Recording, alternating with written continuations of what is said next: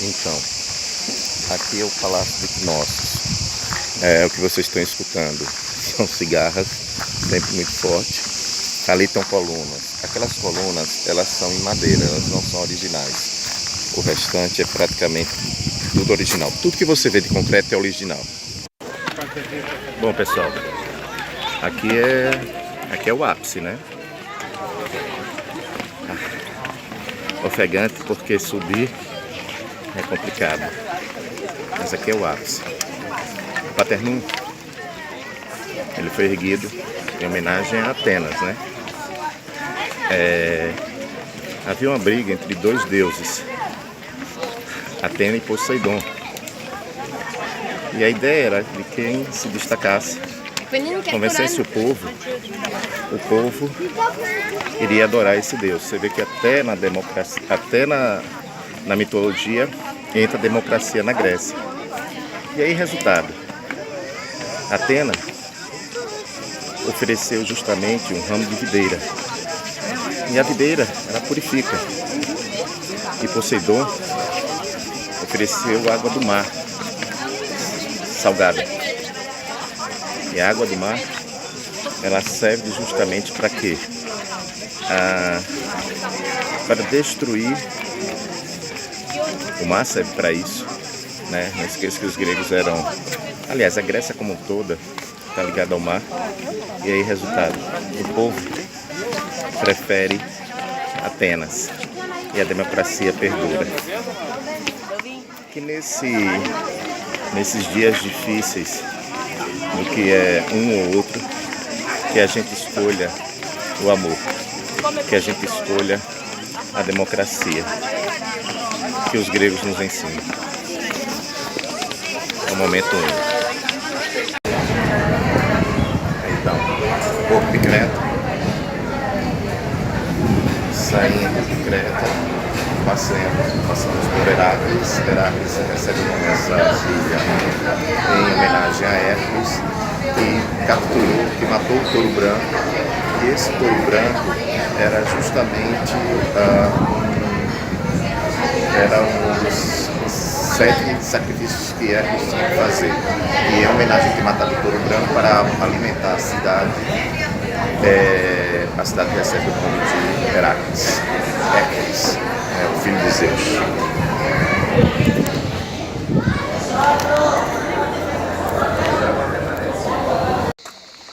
Bom, pessoal, aqui tem uma curiosidade. Aqui tem um teatro e aqui tem uma estrada de vários metros aí, que ela dá para o mar. Conta a lenda que a rainha Cleópatra, ela, quando estava com Marco Antônio, ela veio para Éfeso. E aí, resultado, ela foi muito bem recebida, né?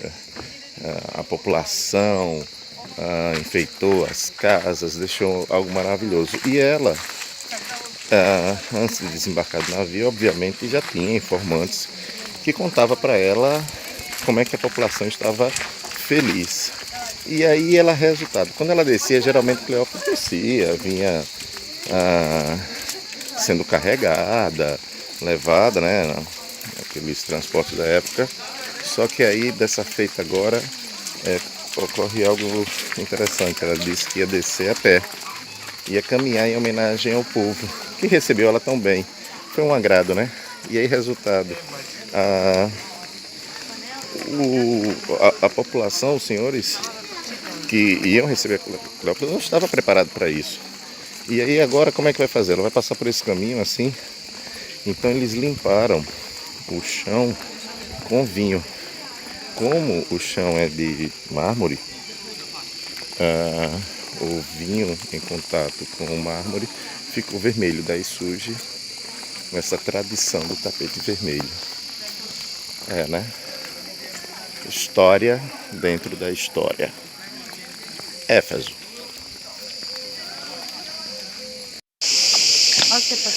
Então, pessoal, a palavra labirinto do grego significa local de difícil acesso. Dá para perceber, né? Estou dentro do Palácio de Knossos e dá para você sentir porque realmente tem um difícil acesso, né? Cheio de colunas. As colunas não são originais, são de madeiras, o restante é tudo original. Ó. Partes del palacio había desde 2 hasta 5 pisos, ¿ah? Aquí en la plaza baja de la... Bom dia, galera. Aqui é o professor Tacílio Neto e nós vamos dar continuidade à nossa aula. Hoje com a Antiguidade Clássica, né? A civilização que dá base para o mundo ocidental. Então, o que acontece, pessoal? Então a gente vai fazer o seguinte. Nossa aula, a gente vai começar já com ilustração aqui, mostrando um cidadão aqui, né, numa ágora. Ágora é mercado, é justamente aonde ele está falando e os outros aqui estão escutando. Esse é o nosso modelo de democracia que nós vamos entender. Aqui, mais acima, está uma acrópole, né, acro alto, ali era onde ficava o parlamento, e aqui ficava o mercado. Então, a Grécia, ela tem essa importância. É a civilização que dá a base do nosso pensamento democrático.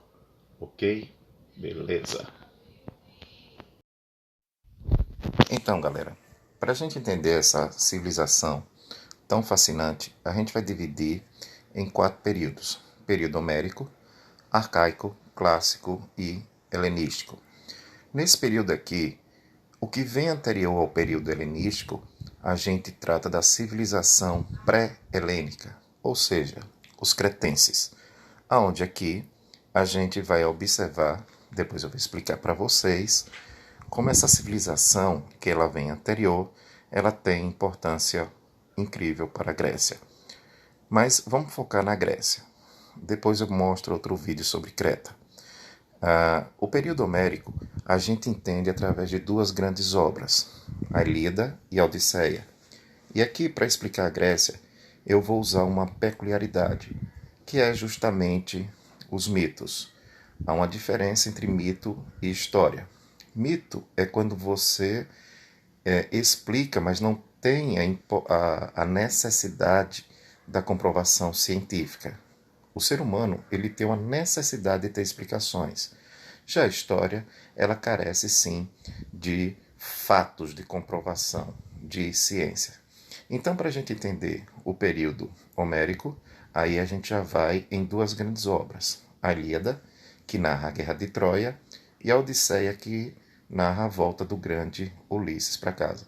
Aliás, aqui já vão 2 dicas para vocês. Ler os clássicos é sempre bom. A Ilíada, que é uma história simplesmente fascinante, né? E a Odisseia, aqui, que narra a volta de Ulisses para casa. Bem como você pode utilizar, inclusive, alguns filmes que podem ajudar aqui, né? Odisseu, que é o nome em grego de Ulisses, e você pode usar qualquer outro filme que esteja relacionado. A gente tem muitos, Troia, tantos outros. Mas o importante é a gente perceber que o período homérico é o período de formação da Grécia. O período arcaico é quando se formam as cidades-estados. Cidades-estados são cidades economicamente e politicamente independentes. Culturalmente, elas são semelhantes. Aqui a gente vai ver que a gente tem várias cidades-estados. Atenas, Corinto, Micenas, Mileto, Tebas, mas a gente vai se concentrar apenas em 2, Atenas e Esparta. Sendo que Atenas, a gente tem o berço da civilização democrática e Esparta, uma civilização que ela prima aqui pela sua militarização. Então, é dentro desse foco aqui agora que a gente vai se concentrar nessas 2 grandes civilizações.